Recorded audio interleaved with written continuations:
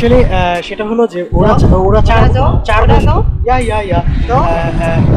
you can do like that. ওরা চার বন্ধু চায়না থেকে আসছে আসলে ঘুরতে, মোটামুটি দেখেন একই ড্রেস পরে আছে, লাইফটা এনজয় করতেছে আর কি।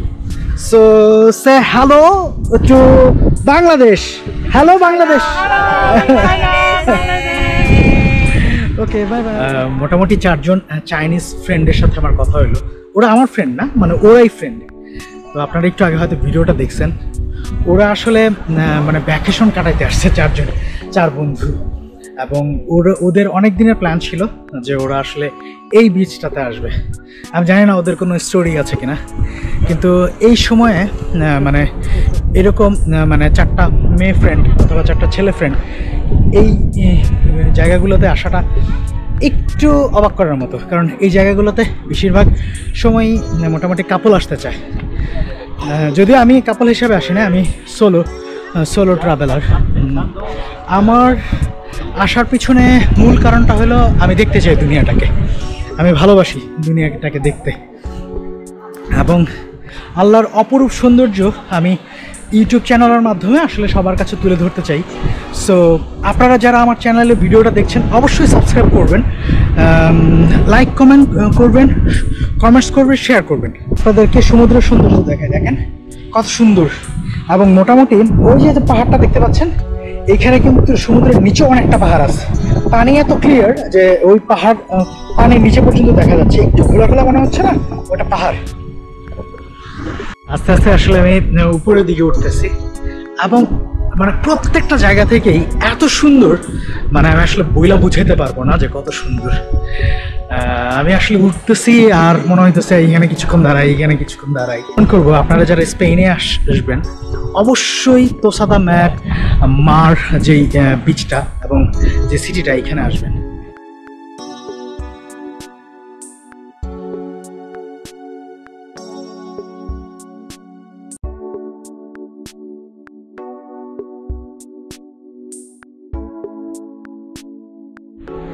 আমি আসলে প্রত্যেকটা জায়গার তো ভিডিও দিতে পারবো না, কিন্তু ইচ্ছা করতেছে যে প্রত্যেকটা জায়গার ভিডিও আপনাদেরকে দেখাইতে। আমার পিছনে হলো ফুল একটা সমুদ্র, মনে হচ্ছে আমি আগের একটা ব্লগেও বলছি যে মনে হচ্ছে যেন পৃথিবী শেষ হয়ে গেছে।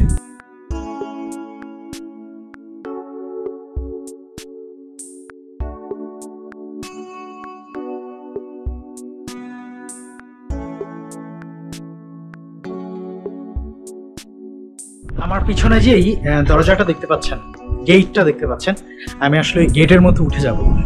তো ওইটার মধ্যে উঠার জন্য বিভিন্ন রোড আছে, তো আমি একটা ভয়ঙ্কর রোড বেছে নিচ্ছি। আসলে খুব টাইনি, বাচ্চারা তো কোনোভাবেই উঠতে পারবে না, বড় মানুষ উঠতে পারবে, তারপরে আসলে খুব অবশ্যই ভালো সেফটি নিয়ে, কারণ হলো এই জায়গাটা ভঙ্গুর, যে কোনো সময় আসলে পড়ে যেতে পারে। তো আমি আসলে যাচ্ছি, সঠিক পথে যাচ্ছি কিনা আমি জানি না। জাস্ট যাওয়ার পিছনে মূল কারণটা হলো আমি উপর থেকে তোসা দে মার দেখতে চাই, আরও সাগর দেখতে চাই আর কি। এখানে মোটামুটি ওরা তার দিয়ে মোটামুটি জায়গাটাকে বাইন্ডিং করে রাখছে যেন কেউ পড়ে যেতে না পারে। এইটা হলো টপ পয়েন্ট। এই টপ পয়েন্টটাতে উঠার চেষ্টা করব, আরও টপ পয়েন্ট থাকতে পারে, আমি ইন জেনারেল বলতেছি আর কি। ভালো একটা মোটামুটি উঁচু জায়গা, এখানে উঠবো, উঠার পরে আরও কয়েকটা জায়গায় যাব। আমি এই ভিডিওর মাধ্যমে আসিফকে ধন্যবাদ দিতে চাই, যে আসলে আমাকে রেকমেন্ড করেছে এইখানে আসার জন্য। ও আমাকে রেকমেন্ড না করলে হয়তো আমি শুধু বার্সেলোনাতেই ঘুরতাম বা অন্য কোনো প্লেসে যেতাম, এই জায়গাটায় আমার মাথায় ছিল না।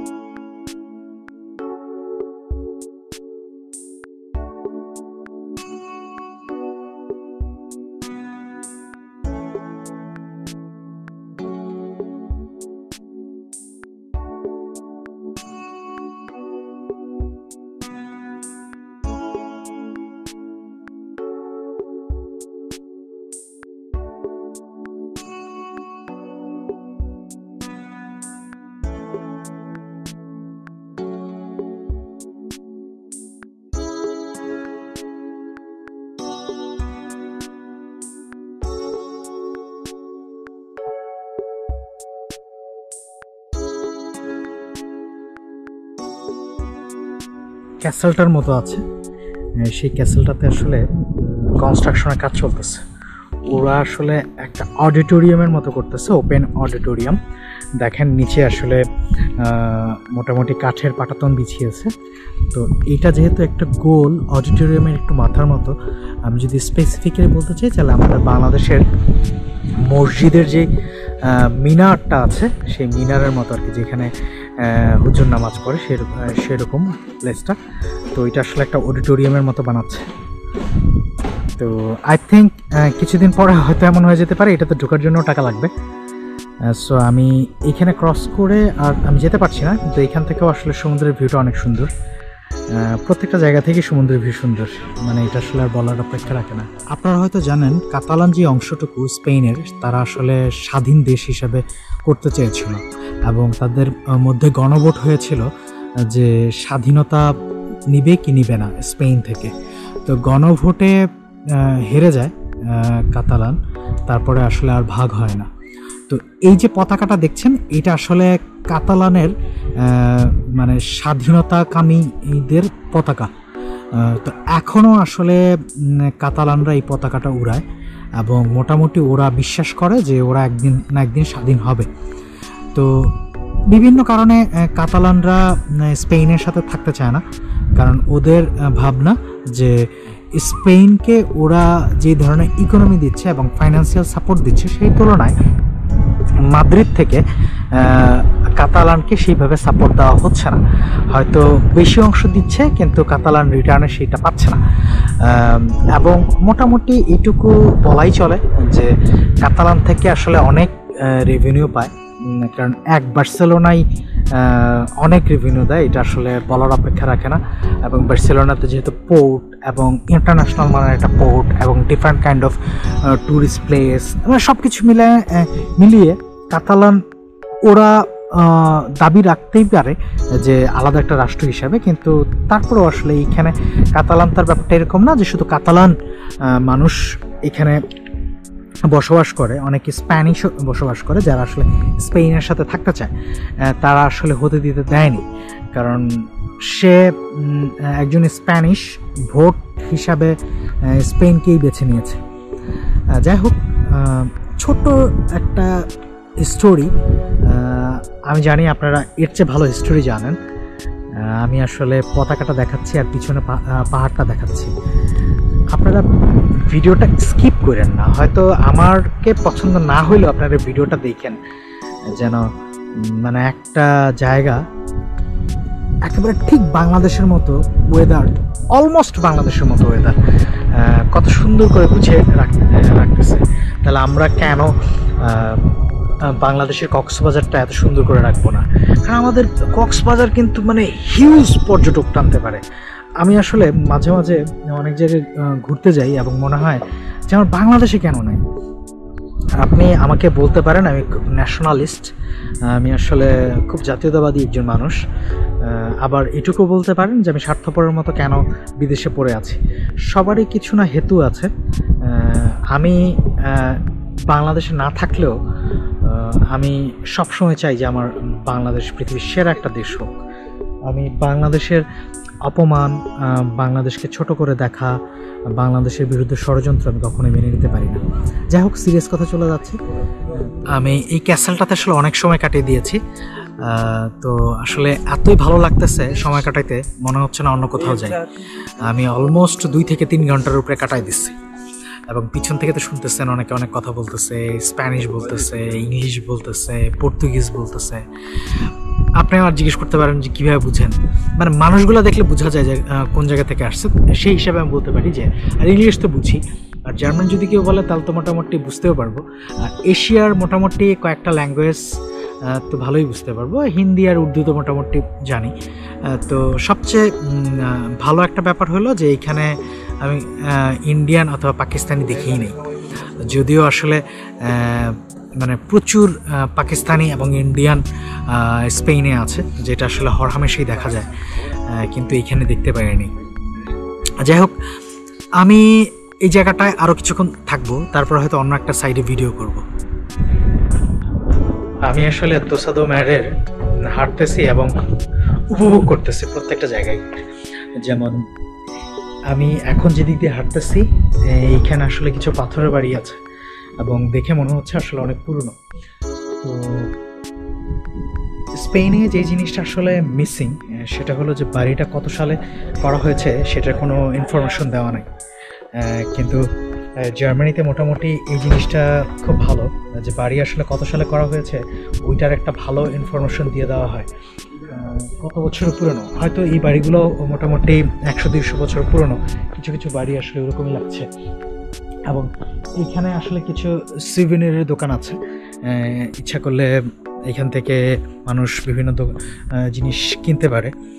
এইখানেও একটা আছে এবং এইখানেও একটা সুভিনির দোকান আছে, এখানে কিছু রেস্টুরেন্টও আছে। আই থিঙ্ক এখানে মোটামুটি কোনো হোটেল টোটেলও আছে, কারণ কিছু কিছু মানুষ এখান থেকে বের হচ্ছে। সো আমি জানি না যে আসলে কোন দিকে যাচ্ছি, কিন্তু প্রত্যেকটা জায়গায় হাঁটতেছি এবং আমার কাছে খুব ভালো লাগতেছে আর কি। মোটামুটি মিউজিক চলতেছে, হয়তো এটা পার্সোনাল বাসা বাড়ি। ওকে, এখানে বলছে গো আউটসাইড, গো আউটসাইড বলছে না, হ্যাঁ আউটসাইড এরকম কিছু একটা বলছে আর কি। চিন্তা করেন, অসম্ভব সুন্দর। ওই যে একটা বেসম্ভব সুন্দর কথা আছে না, এই এরিয়াটা হলো বেসম্ভব সুন্দর।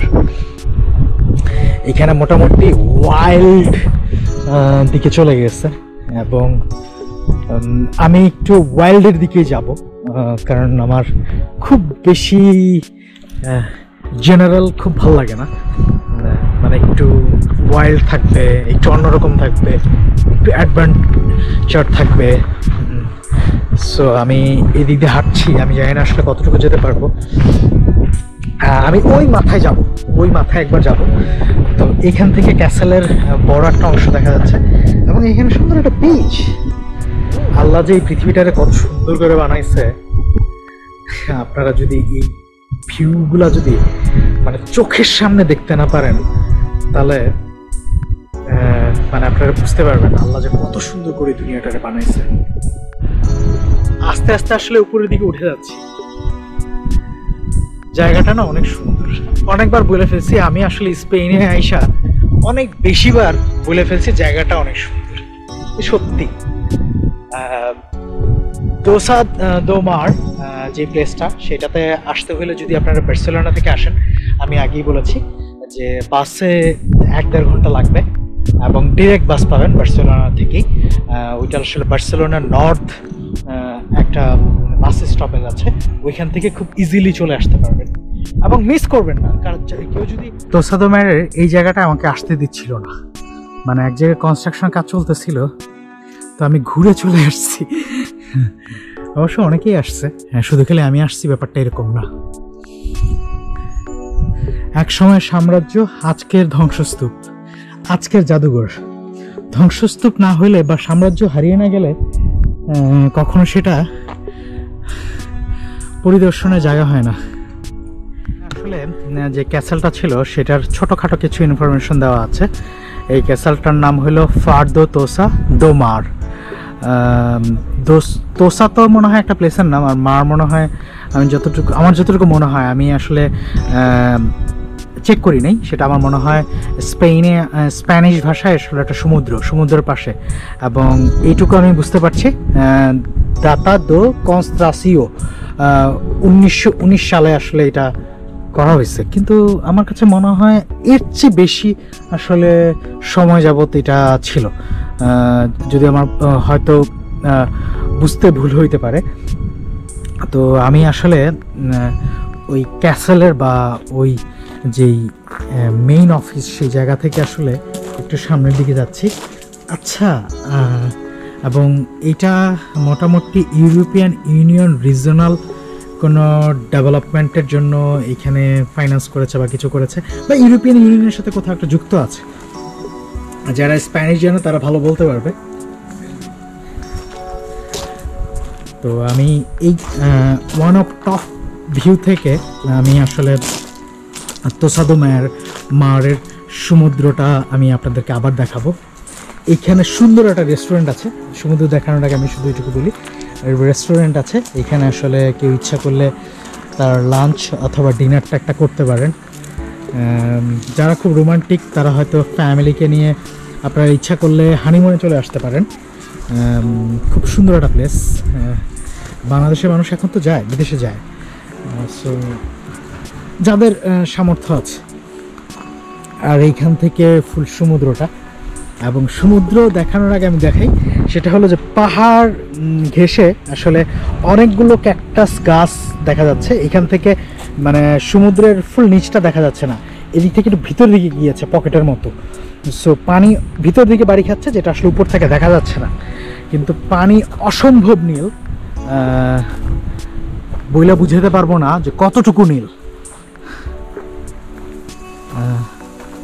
আমি আজকে এই দিকটায় আছি এবং আমি কালকে কোথায় যাব সেটারও আসলে আমি একটা দিক নির্দেশনা দিয়ে দিই। এখানে প্রচুর মাছি, কারণ আমাকে মাছের জন্য খুব বিরক্ত হচ্ছিলাম। তো এই জায়গাটা যদিও আসলে খুব রিসেন্ট এটা আসলে বানানো হয়েছে, আমার মনে হয় এই ক্যাসেলটা 1919 সালে বানানো হয়েছে, কারণ আমরা এত সময় যাবত যেই ক্যাসেলটা দেখছি সেটা হয়তো অনেক পুরনো, ওইটার সাথে এইটার তুলনা চলে না। তো আমি যাব হলো আমার ক্যামেরা দিয়ে যেদিকে দেখাচ্ছে সেই দিকে আসলে যাব, এবং আপনারা এই ব্লগটা একটা ডিফারেন্ট ব্লগে পাবেন, এই ব্লগে পাবেন না। আপনারা কন্টিনিউয়াসলি আমার প্রত্যেকটা ব্লগ দেখেন, আমি আশা করি আপনারা অনেক বেশি হ্যাপি হবেন এবং অনেক ইনফরমেশন পাবেন। এই পাশ থেকে হলো পৃথিবীর শেষ সীমানা। আমি বলছি এগুলো আমার কথা, এটার কোনো ভিত্তি নেই, কারণ হয়তো এইখান দিয়েই আমেরিকা অথবা এইখান দিয়েই কোনো একটা রাষ্ট্র, হয়তো চোখ দিয়ে আমরা দেখতে পাচ্ছি না বা আমার ক্যামেরাও দেখতে পাচ্ছি না।